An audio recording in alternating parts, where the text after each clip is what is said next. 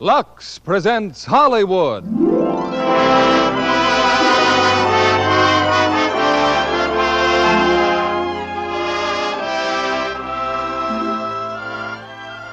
Lever Brothers Company brings you the Lux Radio Theater, starring Judy Garland, Margaret O'Brien, and Tom Drake in Meet Me in St. Louis. Ladies and gentlemen, your producer, Mr. William Keeley.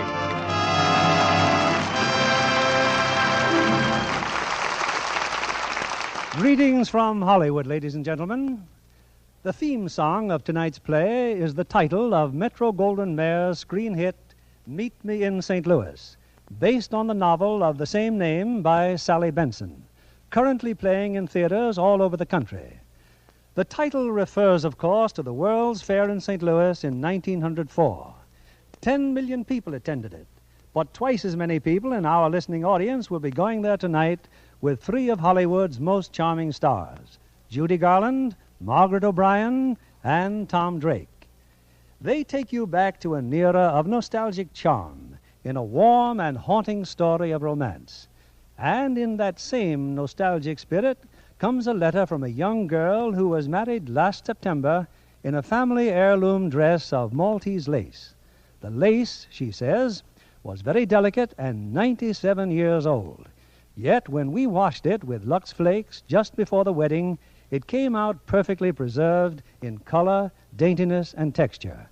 We were astonished that a lace so old and delicate could be so beautifully restored. To Mrs. T.A. Gunderson, the bride, our heartiest thanks, and our sincere best wishes for a happy future with Lux Flakes. On to Act One of Meet Me in St. Louis, starring Judy Garland as Esther, Margaret O'Brien as Tootie, and Tom Drake as John, with Gail Gordon as Alonzo.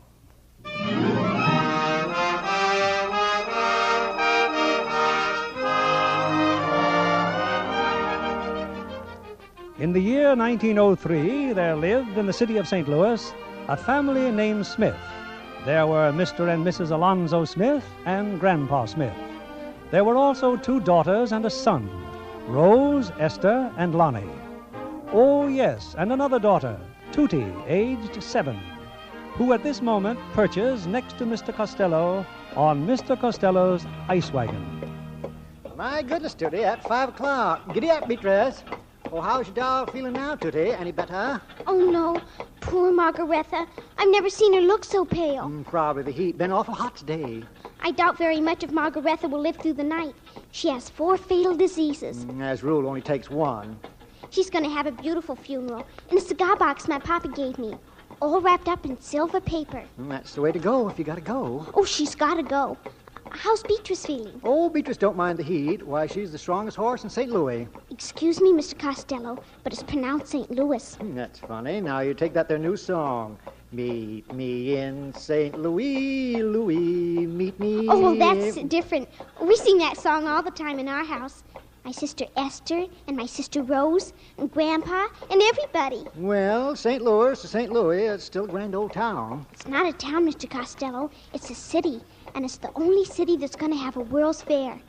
Gosh, wasn't I lucky to be born in my favorite city? You sure were, honey. So was I, and so was Beatrice. Is that right, Beatrice?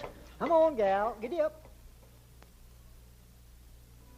Meet me in St. Louis, Louis, meet me at the fair. Don't tell me the lights are shining any place but there. We will dance the hoochie coochie. You will be my tootsie wootsy if you will meet me in St. Louis, Louis, meet me at the fair. Come on, Rose, and sing. Meet me in St. Louis, Louis, meet me at the fair. Don't tell me the lights are shining any place but there. Oh, hello, Papa. Did you just come home, Papa? The fair won't open for months, but that's all everybody talks about or sings about. Where's Mama? Here I am, dear. Well, did you have a nice day, Alonzo? I had a terrible day, Anna. I lost the case. Oh, dear. Oh, well, Papa, if losing a case depresses you so, why don't you give up law and go into some other business? All right, Esther, I will. Beginning tomorrow, I intend to play first base for the Baltimore Orioles. Right now, I'm going to soak in a cool bath for 1 solid hour. Oh, but that's impossible, Papa. Katie's serving dinner in 5 minutes. 5 minutes? Alonzo, we planned on eating an hour earlier tonight. I'm taking a bath. Oh, Rose, dear, I'm so sorry. But it's nothing to upset the entire household about. Warren Sheffield, a Yale man, is going to telephone you at 6:30, and you say it's nothing.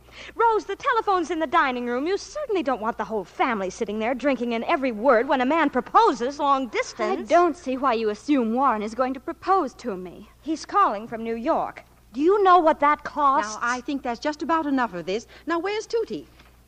Oh, she's delivering ice with Mr. Costello. No, she came back a few minutes ago. She's in the backyard burying her doll. Well, call her in to see that she gets washed. And Lonnie. Lonnie! Now, don't you worry, Rose, dear. Everything will work out all right. Mama, it's 6:30 and Papa isn't down yet. He will be. Tootie! Grandpa! Lonnie, come on, dinner! Has he telephoned yet, Rose? Grandpa, I'm not in the least concerned whether Mr. Sheffield calls or not. I suppose Warren's too young, huh? Every fella I introduce her to is too young. Now, listen, children. Your father will be right down. If we eat dinner quickly, we may be finished by the time... Oh, now I remember. Now I remember where I left my other roller skate. On the staircase. I hope I haven't held you up. I was just taking a little ride before dinner. Tootie, is this your roller skate? Yes, Papa. And thank you. You're welcome. And remind me to spank you after dinner. Yes, Papa. Ah, soup. Don't blame me if it's cold, Mr. Smith. Oh, Katie. So's the corned beef. No, it's fine. Delicious. Well, what's the matter with everybody? Eat your soup. Oh, Rose, let me get it. Telephone! What are you all jumping for? Sit still. I'll answer it. I'll die. I'll simply die. Hello? What? New York? No, I'm not calling New York. What? Hello? Hello? Anna, I'm going to have that instrument of torture ripped out of this home. Oh, Alonzo, every telephone call's not for you, dear. Rose is crying. Well, what's the matter with you? Oh, it's nothing, Papa. You've just ruined Rose's chances to get married, that's all. What did you say? That was Warren Sheffield calling long distance to propose. Oh, I see. Tootie, did you know there was a long-distance call coming to this house? You know what, Papa? The Iceman saw a drunkard get shot yesterday, and blood spurted out 3 feet. Answer yes or no. Yes. Lon? Grandpa? Anna? Well, and just when was I voted out of this family? Oh, Alonzo, really now that... My eldest daughter is practically on her honeymoon, and everybody in St. Louis knows about it but me. Well, from now on, I'll handle all telephone calls to this house. But, Papa... Nobody answers the phone but me. But I... Thank you. Rose, answer the telephone. Thank you, Papa. Hello, Warren? How are you? Oh, I'm fine, Rose. How's St. Louis? What did you say? I said, how's St. Louis? Oh, it's fine. Fine. Can you hear me? Oh, yes, I can hear you The fine. whole neighborhood can hear you. Well, What did you say, Warren? nothing. I was waiting for you to say something. Oh, Rose, I hope you won't misunderstand what I'm going to tell you. yes? Well, I don't think you should mention this call to your family. Why not? Well, because there'd be H to pay if my family ever found out I called you long distance. Oh, he said there'd be 8. My family's here, and they don't think anything of it. Well, I'd better not waste any more of your time or money. Rose, I've still got 35 seconds. Never mind. Well, Rose, I'll write to you as soon as I hang up. Well, that'll be very nice. Goodbye, Warren. Well, that's the darndest proposal I ever heard. Well, of all things, he talks about the weather. Well, I'll bet there isn't another girl in St. Louis who's had a Yale man call her long distance just to inquire about her health. If you don't mind, I'd like to be excused. A Yale man, eh, Lonnie? Yes, Papa? That settles it. You're going to Princeton.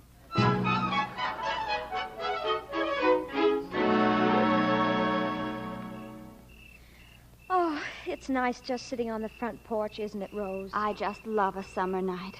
Esther wasn't that silly of me, running away from the dinner table. Oh, Rose, I wish I had your savoir-faire. Esther, look. Next door, a new neighbor. John Truitt. Yes, on the lawn. Now, for goodness sakes, don't let on that we see him. Ready? Yes. Let's get a little closer to the railing. Isn't it a gorgeous night, Esther, dear? Heavenly, Rose, just heavenly. He smokes a pipe. I understand they're having a fashion pavilion at the fair. Isn't that exciting? I shan't be at all surprised if Joe insists on taking me to the fair every single night. Joe's so overpowering. Oh, prunes. Huh? Well, look, he just walked back into his house. Oh. It's not very neighborly, I must say. Well, he's only lived here 2 weeks. You can't expect him to fling himself at you. How am I going to meet him? I know. I'll get George Briggs to bring him over here to Lon's going-away party. Oh, Rose, could you? Of course. Let me get some stationery. We can write the invitations right now, tonight. He didn't even notice me. What if he can't come to our party? What if he's got a girl? The moment I saw him smile, I knew he was just my style. My only regret is we've never met, though I dream of him all the while. But he doesn't know I exist, no matter how I may persist. So it's clear to see there's no hope for me, though I live at 5135 Kensington Avenue, and he lives at 5133. How can I ignore the boy next door? I love him more than I can say. Doesn't try to please me, doesn't even tease me, and he never sees me glance his way. And though I'm heart-sore, the boy next door affection for me won't display. I just adore him, so I can't ignore him. The boy next door.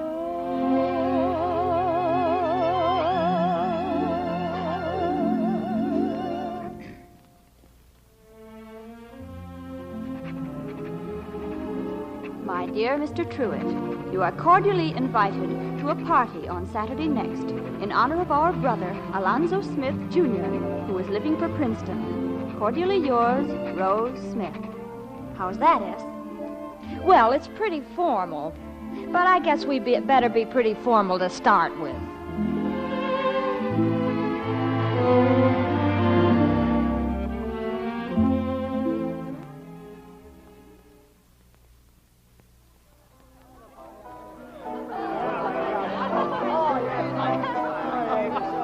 Princeton's all right, John, huh? Oh, Princeton's a peach of a school. A peach of a school. Well, that's where I'm going. Oh, Esther. Yes, Alonzo? May I present our neighbor, John Truitt? I'm sorry, I didn't quite catch the name. John Truitt. Oh, well, welcome to our house, Mr. Truitt. Well, thank you. You know, this is the first party I've been invited to since we moved to St. Louis. Oh, do you live here? Well, of course he lives here. Right next door. Oh, well, that's where I've seen you. I thought you looked familiar. If this dance isn't taken, Miss Smith, I'd be very honored. Oh, I'm terribly sorry, but oh, well, since you're our next-door neighbor. Thank you.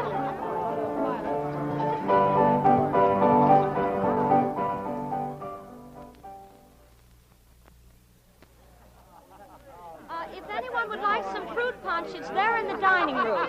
Oh, Miss Esther. Yes, Mr. Truitt. There's a mouse in the house. Look, on the hall stairs. Why, Tootie Smith, why aren't you asleep? There was too much noise down here. Noise? We've just been dancing and singing. I want to sing, too. Come on. Well, all right, just one song. Now, what would you like to sing, darling? Baby's Boat? Or did you ever see a rabbit climb a tree? Or... Oh, I hate those songs. I want to sing a new one.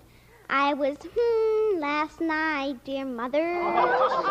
Well, you can't sing that. Oh, do let her. She's such a sweet little thing. Sweet. She's a little hoodlum. Oh, well, all right. Go ahead, Tootie. I was drunk last night, dear mother. I was drunk the night before. But if you'll forgive me, mother, I'll never get drunk anymore. Tootie, you're a very bad little girl. It's really Lon's fault, Mr. Truitt. He teaches her those things. Now, Tootie, you scoot right up to bed this instant. Rose, dear, might we have some dance music, please?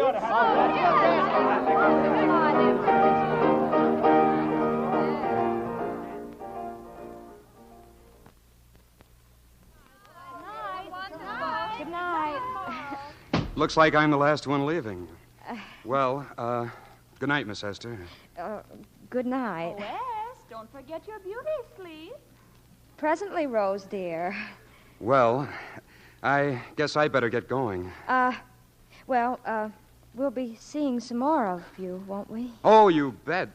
You'll be joining our crowd Friday. We're all taking the trolley out to the fairgrounds just to see what progress they're making. Oh, sure.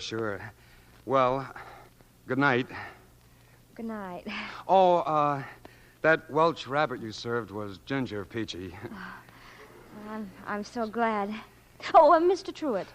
Yes, Miss Esther?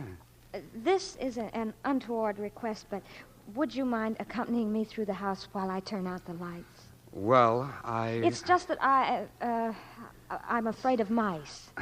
Well, sure. That's the least a man can do for his charming hostess. Just those two lights in the hall, and then we'll be finished. Oh, if you can't see, just take my hand, Mr. Truitt. Well, thanks. This way. Say, that's nice perfume. Do you like it? It's essence of violet. Exactly the same kind my grandmother uses. No, this is different. Well, here's the hall. Hadn't we better save those lights for your folks? Well, I'll just turn them down dim. There. My, it's certainly dark in here with the lights off, isn't it?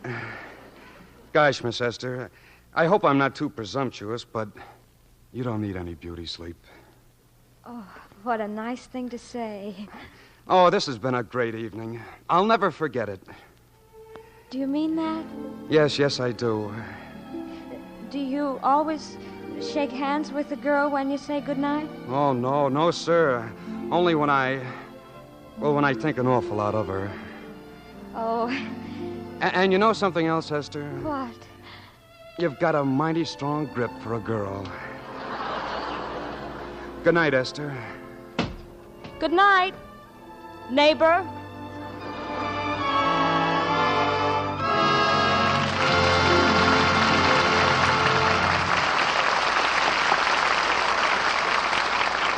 Judy Garland, Margaret O'Brien, and Tom Drake will return for Act Two of Meet Me in St. Louis in a moment.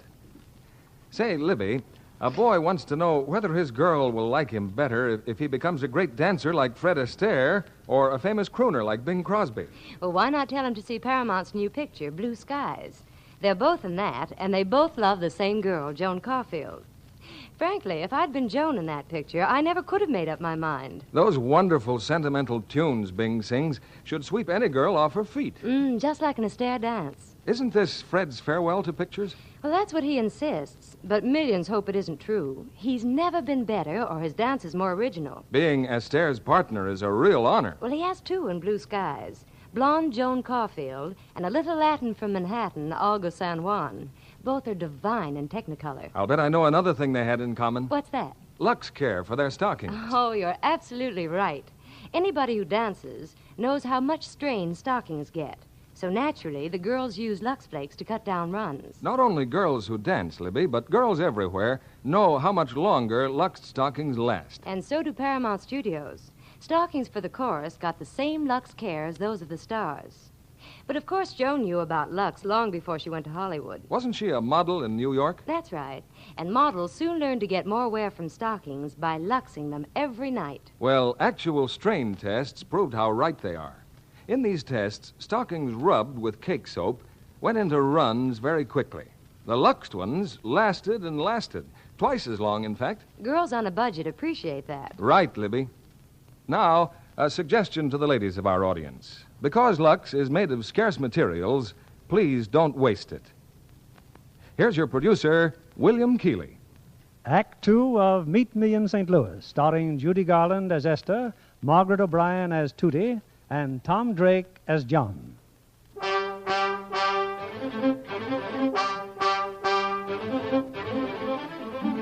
Well, Friday's come, and with it, the trolley ride to the fairgrounds. Now take a trolley, fill it with boys and girls, and sooner or later, somebody's singing. In this instance, it's Miss Esther Smith, who finds ample reason to sing, for sitting next to her, thoroughly smitten, is the boy next door, John Truitt. With my high starched collar and my high top shoes and my hair piled high upon my head, I went to lose a jolly hour on the trolley and lost my heart instead. With his light brown derby and his bright green tie, he was quite the handsomest of men. I started to yen, so I counted to 10, then I counted to 10 again.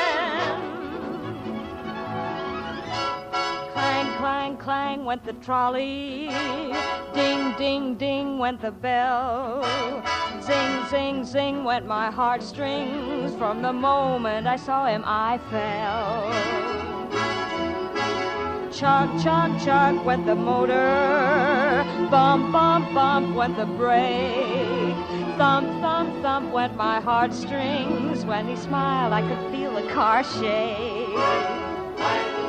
He tipped his hat and took a seat. He said he hoped he hadn't stepped upon my feet. He asked my name, I held my breath. I couldn't speak because he scared me half to death. Buzz, buzz, buzz went the buzzer. Plop, plop, plop went the wheels. Stop, stop, stop went my heartstrings. As he started to go, then I started to know how it feels when the universe reels. The day was bright, the air was sweet. The smell of honeysuckle charmed her off her feet. She tried to sing but couldn't speak. In fact, she loved him so she couldn't even speak. Buzz, buzz, buzz went the buzzer. Plop, plop, plop went the wheels. Stop, stop, stop went my heartstrings. As he started to leave, I took hold of his sleeve with my hand, and as if it were planned, he stayed on with me, and it was grand just to stand with his hand holding mine till the end of the line.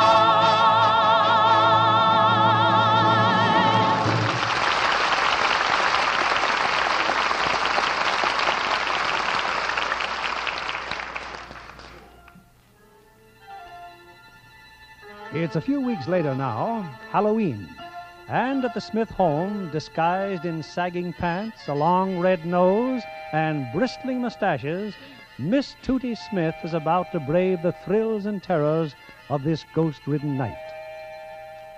And wait till you see what I do to Mr. Bruckoff. Do you know what Mr. Bruckoff does, Esther? Minds his own business as far as I know.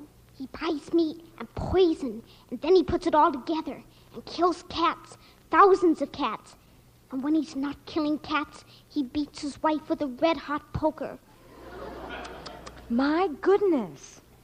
Glennie Travis told me. Are you going out with Glennie and the rest of those ragamuffins? They're all down at the corner. They got a big red bonfire. That's so the banshees will know where to come. And I'm going to go and... Oh, dear. Oh, don't be afraid, Mama. It's only me. Oh, why, I thought some horrible ghost had come into the house. Oh, I'm horrible, all right. I was murdered last week in a den of thieves. Well, here it is, Tootie. Here's your flower. Thanks, Grandpa. You wouldn't catch me out on a night like this for $1 million. Well, why not? Too many terrible spirits roaming around. Grandpa. Grandpa. Oh, go on, Tootie. It's Halloween. I just hope I get back to my bed and board all right. If you wet the flower before you throw it, it's harder for the victims to get it off. Well, goodbye. Goodbye, everybody. Well, all right, everybody. I guess we're all ready to go. I'm ready, Kenny. Mrs. Wilkins said she'd leave her hammock on the front porch. And would the children please bring it back after they're through stealing it? Maybe we will and maybe we won't. Anyway, you ain't coming. Why not? 'Cause you're too little, Tootie. Hey, who's going to take the Brokoff's house? Not me. Mr. Brokoff's got a great big beard. And a great big bulldog. And he poisons cats and beats his Oh, wife. Tootie, why don't you go home? Well, somebody's got to take the Brokoffs. I'll take him. I'll take the Brokoffs. Go on home till you grow up. I won't go home. I won't. I'm going to take the Brokoffs. I'll torture them good and pull their roof down. Well, you got some flour? Yes. Just remember, if you don't hit Mr. Brokoff in the face with a flower and say, I hate you, the banshees will haunt you forever. They will? Well, what did you think? Well, here I go. And come back when your mission is over. We'll be meeting here around the fiery furnace. Oh, Lordy, I sure wish Esther was here. I can't do it. I can't. I'm too scared. Well, what do you want? Don't try to run away. Yes, Mr. Brokoff. Did you ring my doorbell, Ghost? Yes, sir. Well, go on. Throw the flour on me. Oh, all right. Some more. On my beard. Yes, sir. Now say it. Say it. I hate you, Mr. Brokoff. That's fine, Tootie. Good night, dear. I'm the most horrible of everybody.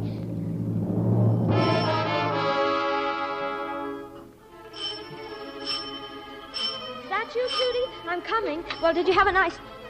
Why, Glennie. Esther, you better come quick. Something happened to Tootie. What are you talking about? Down by the trolley. She got hurt, Esther. She's bleeding like anything. Oh!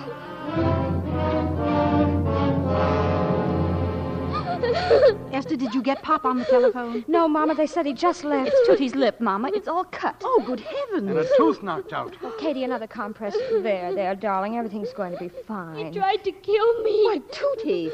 She must mean the streetcar. I think it hit her. It wasn't the streetcar. It was John Truitt. Oh, John no. Truitt? John Truitt? He was going to kill me. That's how I got hurt. When I screamed, he ran away. Tootie Smith, that's a monstrous falsehood. Now, wait a minute, Tootie. What's that in your hand? Why, it's some strands of hair. Yes, and I don't think it's Tootie's. I yanked it out of his head. He tried to kill me. Brown hair. John Truitt has brown hair. Excuse me. Oh, is that you, Esther? Oh, hello, Esther. John Truitt. Yes? Hey, wait a minute. I've come here to ask you something. Hey, cut it out, Esther. The next time you Hey, pick on cut it somebody, out. pick on somebody your own size. What do you mean hitting a 7-year-old child? Esther! If there's anything I hate, loathe, despise, and abominate, it's a bully.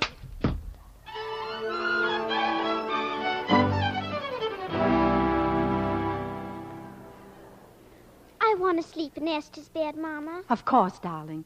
Oh, I hate to think what your father's going to say when he hears about this. He may even strike that Truitt boy. He won't have to, Mama. I just took care of him. I was drunk last night, dear Mother. I was drunk the night before. Esther, your dress. Oh, that must have happened when he was trying to hold me off. I bit him. I bit him, too. Did you, Tootie? That's not what Tommy Berkheimer says. I've just been talking to him. Did the trolley go off the tracks, Grandpa? No, but the cable came off when the motorman put on the brakes so fast. At least that's what Tommy tells me. What are you talking about? It seems the kids had found an old suit of clothes, so they stuffed it with straw, and somebody put it on the trolley tracks. We thought the car'd go off the tracks. Tootie Smith, why, you're nothing less than a murderess. You might have killed dozens of people. Oh, Rose, you're so stuck up.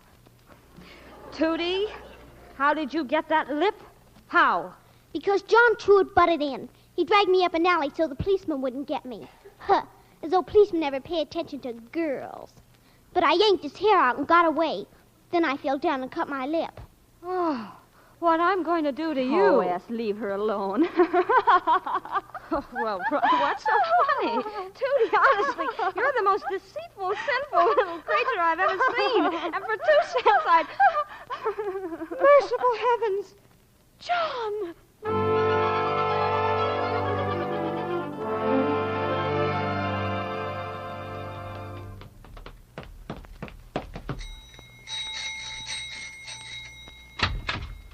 Oh, no, Esther, not again, please. Oh, John, there's been a terrible mistake. There has? Oh, yes, you see, Oh, did I do that? Black eye, and this, and this, and this. Oh, I'm terribly sorry. Oh, that's all right. How's Tootie? Oh, she'll live. Oh, John, it's awfully nice of you to accept my apology. Well, if you're not busy tomorrow night, could you beat me up again? Yeah, well, I guess I better be getting home. Oh, before you go, would you mind helping me turn out the lights? I'm afraid of mice. Looks like most of the lights are out. Wouldn't take a minute to turn them on again. Well, wouldn't that be kind of wasting a minute? Yeah. Yeah, I guess it would, Esther. You know, you've got a mighty strong grip for a boy.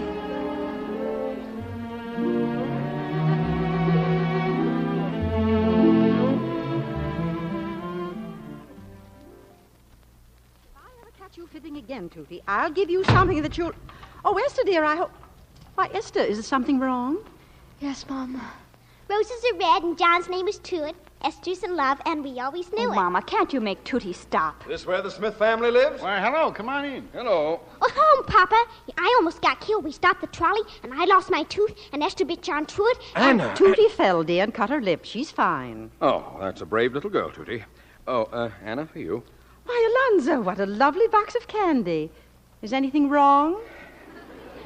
Anna, the firm is sending me to New York. Well, that's lovely, dear. Just as long as you'll be home for Thanksgiving. No, you don't understand. I'm to head the office there. We're moving to New York. Moving? To New York? Why, I don't believe it. Well, I simply don't believe Why, it. Anna, I thought you'd be overjoyed. But New York is such a big city, and, well, what'll the children do? The same as they do here. Go to school, play, have their friends over. What friends, Alonzo? Yes, what friends? The friends they'll meet in New York. And Tootie just ready to be promoted. And Esther a senior. I've worked all my life to be a senior. And Rose in the Conservatory of Music. Yes, what about me in my life? You can take that with you. It's settled. We're going. Well, I must say you're being very cold-blooded. Well, I've got our future to think about. I've got to worry about where the money's coming from. With Lon in Princeton and Rose in music school and Tootie... Money. I hate, loathe, despise, and abominate money. You also spend it. And what about Katie and Grandpa and the chickens? Not that we have many left. That's a minor detail we can discuss later. So I'm a minor detail, am I? You know very well, Papa, I was talking about the chickens. Oh, never mind what happens to your family, as long as the chickens are provided for. Now, I guess we're all a little excited. We'll talk this over calmly tomorrow. Well, what's this? Hickory nut cake, as only Katie can make it. I can't go to New York. I simply can't. I'm taking my cat. Winona goes wherever I go. Where'll you keep her cooped up in a tenement? Oh, good evening, Katie. Couldn't help overhearing. Don't they have houses in New York? Rich people have houses. People like us live in flats. Thousands of people in one building. And what about the World's Fair? Yes, just when St. Louis is going to be the center of attraction of the entire universe. Katie, this cake is as light as a feather. You can bake anything in our stove. They got little box stoves in them tenements. Pass your plates, everybody. Have some cake. Thanks. I guess I got some things to do. Excuse me. Are you going up too, Grandpa? I'll help Katie with the ice cream dishes, Mom. Me too. As long as we're moving, it won't matter if I break some. Aren't you afraid, Anna? Alone in this room with a criminal? Now, dear, if you think it's best to move to New York, why, that's what we'll do. Eat your cake, Alonzo.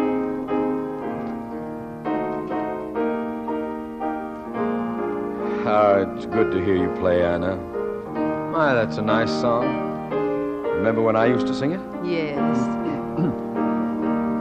Of dark and fair weather, you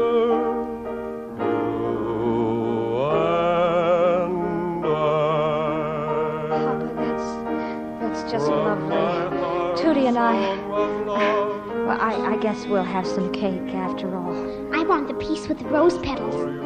Mighty nice song. Mighty nice. Rose and I... Well, there's nothing like good music and a piece of hickory cake. No, sir.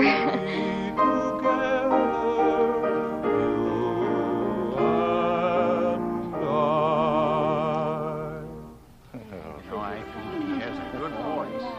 And you know, I'll bet New York is going to be just fine.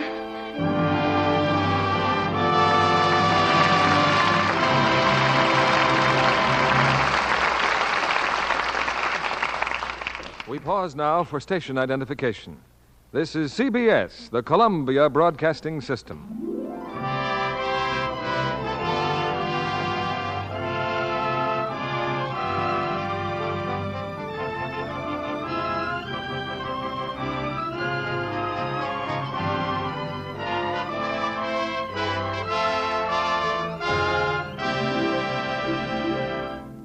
Act 3 of Meet Me in St. Louis, starring Judy Garland, Margaret O'Brien, and Tom Drake, will follow in a moment.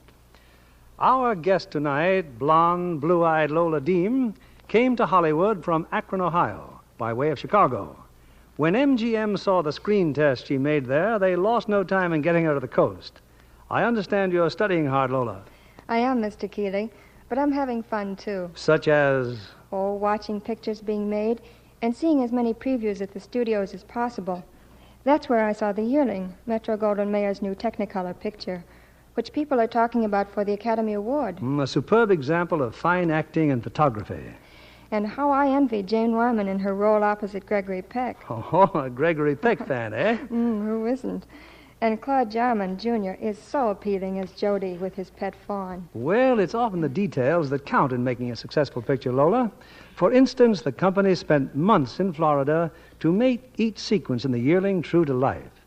Tell me, Lola, do you have any special rule for success? Yes, Mr. Keeley, to profit by experience. And I'm doing that right now. How is that, Lola? Well, when I was working as a radio receptionist back east, I found that good grooming was important. So, naturally, I used Lux Flakes. You see, I was on a budget, and I saved a lot by wearing blouses and sweaters I could Lux myself. They always looked wonderful. Hollywood studios feel much the same way about Lux, Miss Deem. They've discovered by actual experience how safe it is for colors. So they make it a rule to use Lux Flakes for everything washable. Well, I do too, but I wish I could find more Lux in the Hollywood stores. Well, the materials they need to make Lux are scarce. But it's wise to keep on trying. Smart girls like yourself don't risk spoiling nice things with a strong soap, because they know washing things the wrong way can fade colors easily. Tests on all sorts of fabrics proved that. There's no doubt about it. Lux things do stay smart longer. Thank you for coming tonight, Miss Lola Deem. We return you now to William Keeley. Act 3 of Meet Me in St. Louis, starring Judy Garland as Esther, Margaret O'Brien as Tootie, and Tom Drake as John.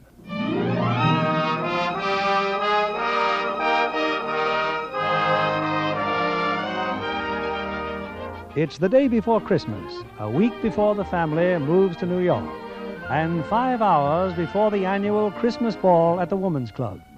And Alonzo Smith, Jr., home from Princeton for the holidays, has a problem. Oh, Lonnie, you needn't be so grouchy just because Lucille Ballard doesn't think you're good enough to take her to the dance tonight. A girl has a right to go to a dance with anyone she wants. I just didn't ask her soon enough. Everyone knows Miss Ballard is just an Eastern snob. Well, you're in a fine mood. All because Warren Sheffield asked her instead of you. That's not true. Rose could have had any man she wanted. Except Warren Sheffield. Everyone knows that Lucille Ballard is just throwing herself at Warren because of his father's money. Now, that's what I call real Christmas spirit. Now, just a minute, Katie. Didn't it ever occur to you that you might take your sister to the dance? My own brother? I'd be the laughingstock of St. Louis. Well, thank you. Oh, Katie's absolutely right. Oh, Lon, it's our last dance in St. Louis, and it'd be tragic if either of you missed it. It's all right for you to talk. You have a date, a real one. Well, Rose, if I didn't have a date with John Truitt, which I have, I'd be thrilled to go with my own brother. Well, I'd be willing, Rose. I'd be glad to. You would? Why, you two will have the best time of anybody. You won't even have to be polite to each other.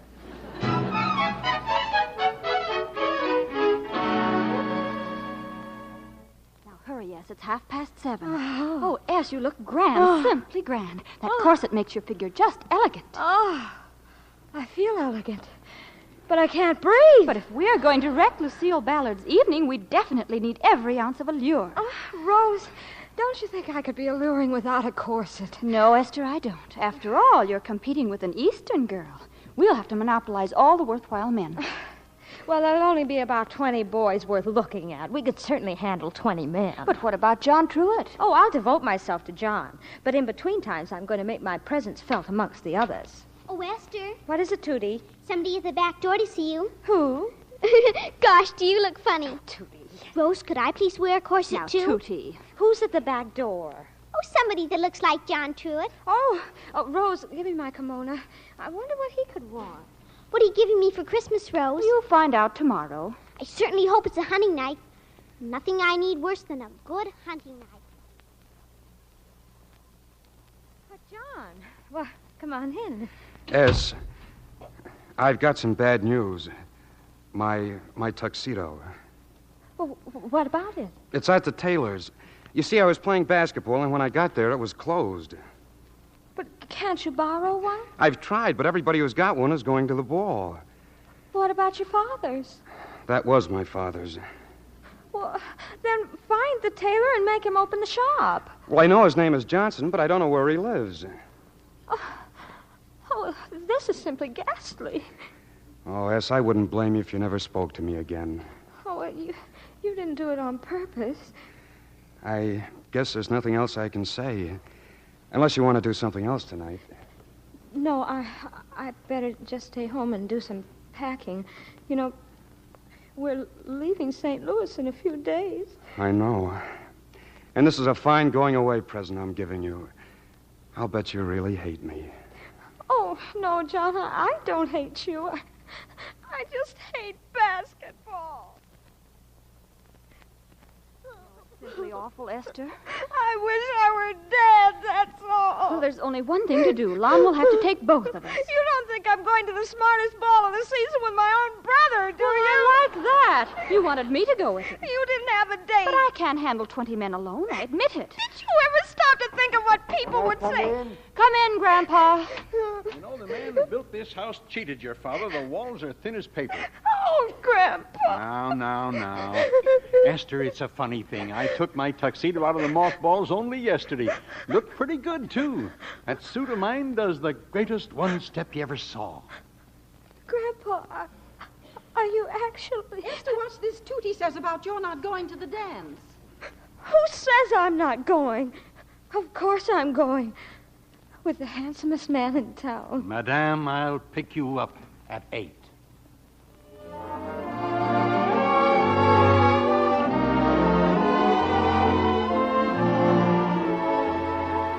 Esther, I'm here. I made it. Oh, gosh, Es. I didn't find Mr. Johnson until 20 minutes at 10, but he opened up the shop, and, well, here I am. Oh, John, so much has happened, and I'm so glad. And if I'm crying, it's just because everything's turned out so simply divinely, and it's Christmas almost, and But what's happened? Don't you see them dancing? Rose and Warren Sheffield. Miss Ballard's a simply charming girl, even if she is an Easterner. She said we're all grown up, aren't we? And since all Warren talks about is Rose, my goodness, why doesn't he fill her dance card? Who's Lucille dancing with? Lonnie, of course. Oh, she's terribly fond of him. It's really so obvious. And now you're here. Oh, John, I've never been so happy in my life. Esther, could we go outside for a minute? I want to talk to you. Well, of course, John, if you like.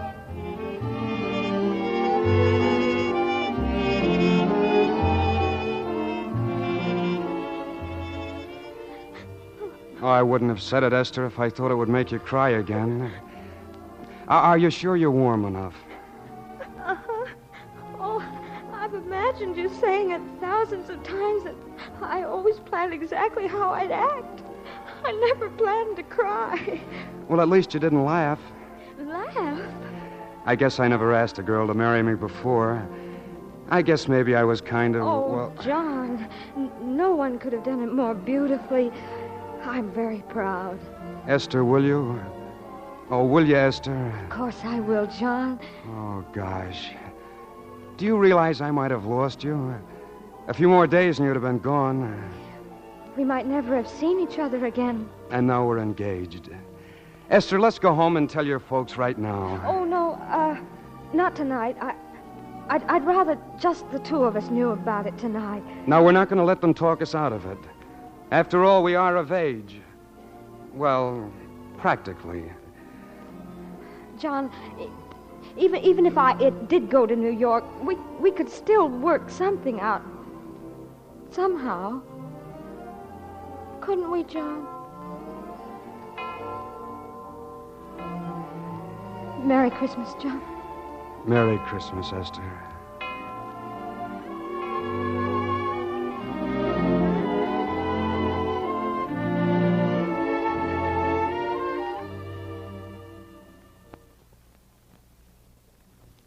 To bed with you, Esther? Of course, darling. Come on now, cover up. You weren't asleep either, were you? Mm-mm. I've just been lying here, thinking. Was the dancing nice? Wonderful. I've been watching. The moon's so bright, but I haven't seen anything. Did he come? Did who come? Santa Claus. Now you know he's not going to come until you're fast asleep. Then sing to me, Esther. Sing to me till I'm asleep. All right. What kind of song, darling? A Christmas song. Have yourself a merry little Christmas. Let your heart be light. Next year all our troubles will be out of sight.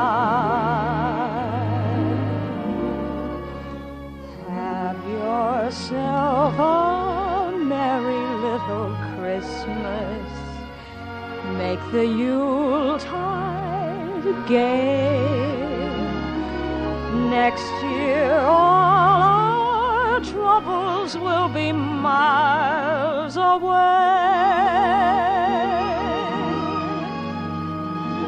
Once again, as in olden days, happy golden days of yore.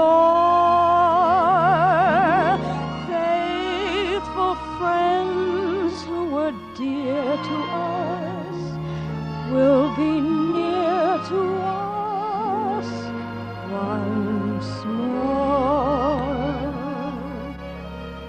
Someday soon we all will be together, if the fates allow. Until then, we'll have to muddle through somehow. So have yourself a merry little Christmas now.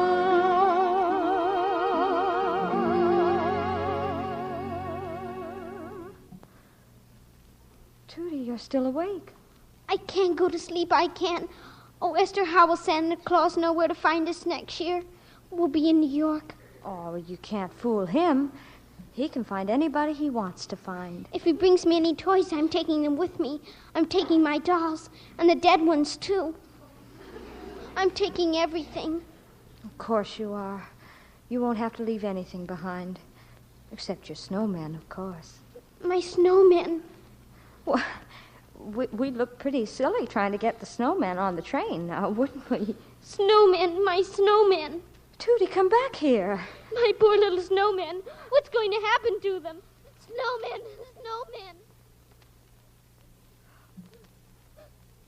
Tootie, darling, it's all right. It's all right. But what on earth happened, Esther? What was Tootie doing in the She backyard? just ran out, Papa, and it started to smash all her snowmen. Nobody's going to have my snowman. Not if we're moving to New York. Oh, don't cry, darling. You can build other snowmen in New York. No, you can't. You can't do anything in New York like you can in St. Louis. You're sure she'll be all right? Yes, Papa, you go back to bed. I'll take care of her.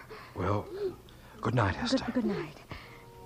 Oh, Judy, darling, New York's a wonderful place. Wait till you see the fine home we're going to have and the friends we're going to make. But the main thing, Judy, is we're all going to be together, just like we've always been. That's what really counts. We could be happy anywhere, as long as we're together.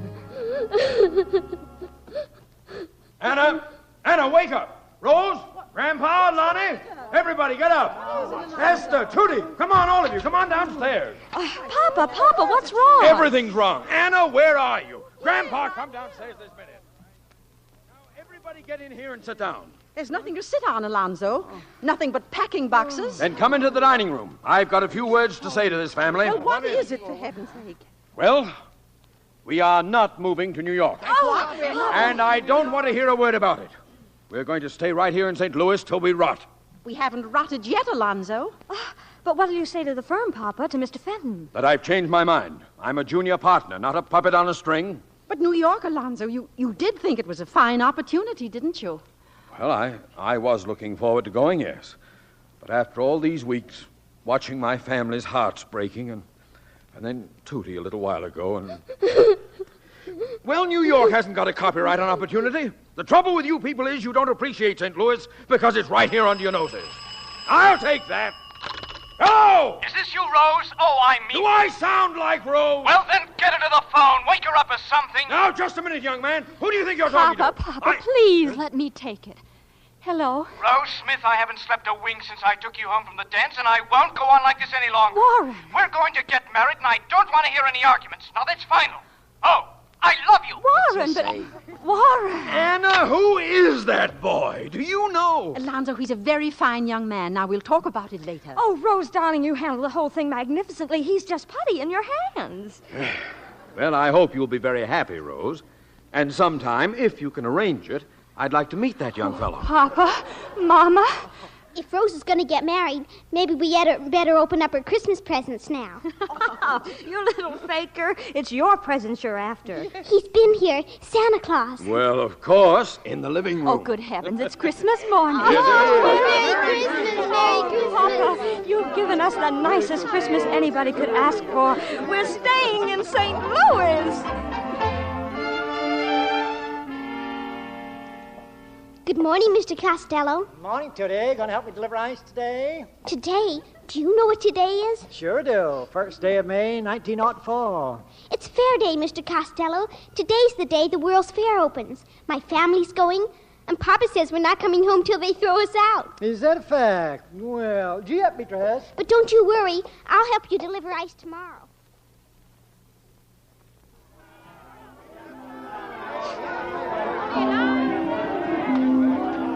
Oh, John, it's 8 o'clock. We promised to meet the family for dinner at the French Pavilion. Oh, we'll be there, Esther.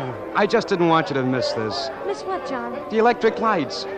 Look, Es, they're turning them on. Oh. Here they come. Oh.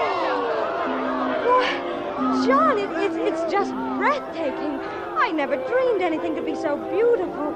Imagine there's never been anything like this in the whole world. That's right, Es. There's nothing like this. And no one like you. Just think of all the things we'll have to tell our kids someday. I wonder if they'll believe it, John. I can hardly believe it myself. You and a World's Fair right here where we live. Right here in St. Louis.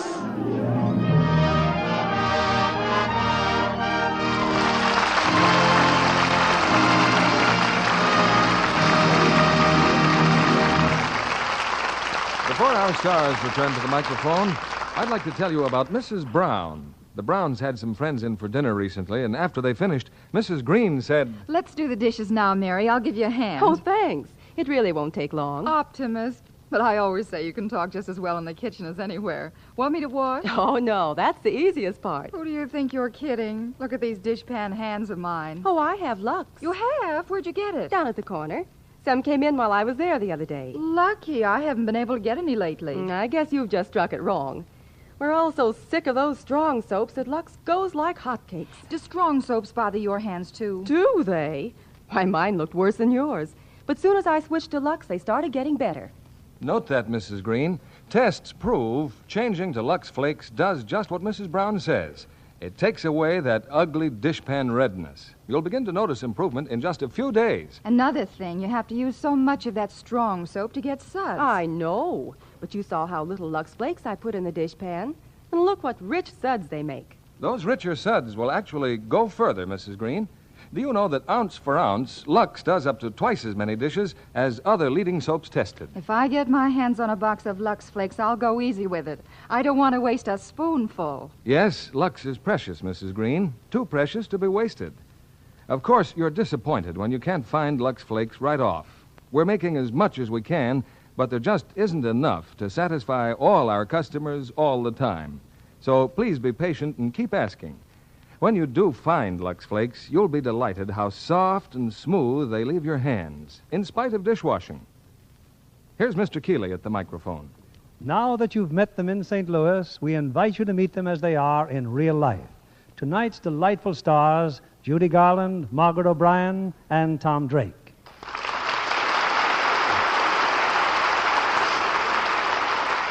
Judy, we enjoyed both your singing and your acting. Well, Bill, tonight's play certainly puts one in the mood for Christmas. You know, Christmas is only 23 days away. Hey, that's pretty close figuring, Margaret. And, Judy, this will be the first Christmas for the newest member of your family.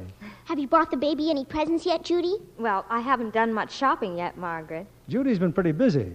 It was just recently she finished her latest Metro Goldwyn Mayer Technicolor picture, Till the Clouds Roll By. And Margaret's been pretty busy, too. She's been appointed National Junior Chairman of the Infantile Paralysis Fund. Just 3 weeks and 48 hours until Christmas. And during the Christmas holidays, Margaret, you'll have to see Tom Drake's new MGM picture, Courage of Lassie. As a matter of fact, Margaret has one of Lassie's puppies. Is that right, Margaret? Yes, and I named him Laddie. But just think, only 18 shopping days until Christmas. That's right, Margaret. And we've been doing some shopping on a play for next week. What are you presenting next week, Bill? Two brilliant stars who rank among our greatest favorites, Irene Dunn and Walter Pidgeon. They appear in one of the screen's most entertaining comedies, Columbia Pictures' recent hit, Together Again. It's the fresh, delightful story of a woman torn between love and her career as a small-town mayor. A play I'm sure our audience will love. Well, Irene Dunn and Walter Pidgeon really make a great team, Mr. Keeley. And remember, only 23 days until Christmas. Yeah, and remember, too, the days are getting shorter, Margaret. Gee, that makes things even better. Good night. Good night. And best holiday wishes to you all.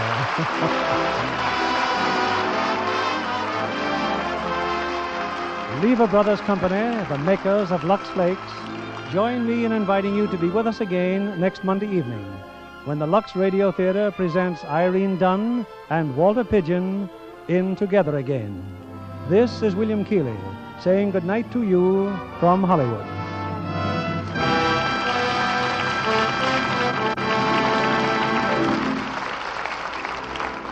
More than 2 million servicemen returning to civilian life are homeless.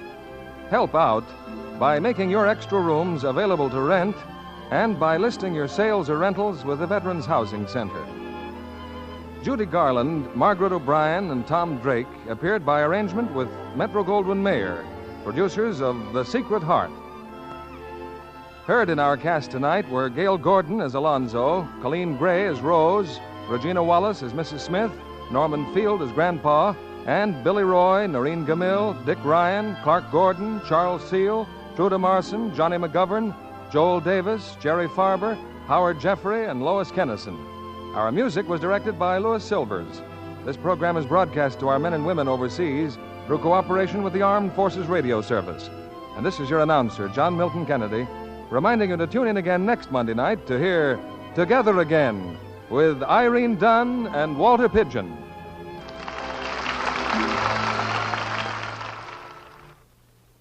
Rely on Spry, S-P-R-Y. For wonderfully light, fine, delicious cakes. Rely on Spry. For tender, flaky pastry. Rely on Spry. For crisp, golden fried foods. Rely on Spry. For all you bake and fry, it's Spry, the pure, all-vegetable shortening. Rely on Spry, S-P-R-Y. Be sure to listen in next Monday night to the Lux Radio Theater presentation of Together Again with Irene Dunn and Walter Pigeon.